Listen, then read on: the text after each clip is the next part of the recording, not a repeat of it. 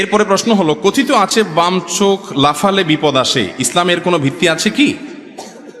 বাম চোখ লাফালে কি আসে? বিপদ আসে। এর কোনো ভিত্তি আছে কিনা? ভাইরে, আপনাদের বাম চোখ লাফায় মাঝে মধ্যে? আমার তো প্রায় লাফায়। কই, আমি তো দেখি না যে বাম চোখ লাফানোর পর কোনো বিপদ আসছে। যদি কখনো কারোর বাম চোখ লাফানোর পরে বিপদ আসে, যদি কোনো বিপদ আসে, তো বুঝতে হবে এটা চোখ না লাফাইলেও আসতো, ডান চোখ লাফাইলেও আসতো, শরীর গোটাটা লাফাইলেও আসতো। বুঝতে পারছেন কথা?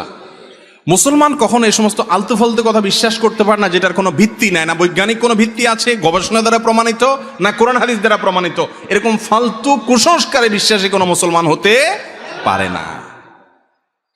বাম চোখটা একটু লাফাচ্ছে, বলে রে কোন বিপদ আসে রে। বিপদ তো তোমার ইমান আমল যাচ্ছে, ইসলাম সম্পর্কে কুসংস্কারের জন্য বিশ্বাস নিয়ে তুমি মরতেছো, এটাই তো বড় বিপদ। অতএব চোখ যদি বামটা লাফায়, চোখরে বলবেন আরো জোরে লাফা, কিচ্ছু হবে না ইনশাআল্লাহ। কথা বুঝতে পারছেন? অনেকে আছে এই মাসআলাটা জানে এবং প্রশ্ন করে, হুজুর মাসালা জানে যে এই চোখ লাফালে কিছু হবে না, বিপদ এবং সুখ এই সবগুলো দেওয়ার একমাত্র মালিক কে? আল্লাহ। এরকম কোন আলামত তো আল্লাহ বলেন না আমাকে, আমি মন গড়া কেন বলবে? মাসআলা জানে ঠিকই, তারপরে যখন বাম চোখটা একটু লাফায় তখন ভয় হয় ভিতরে, আছে না নাই? অনেকে প্রশ্ন করে যে হুজুর এই ভয় হয় কেন? এই ভয় হয় এজন্য ইমান দুর্বল।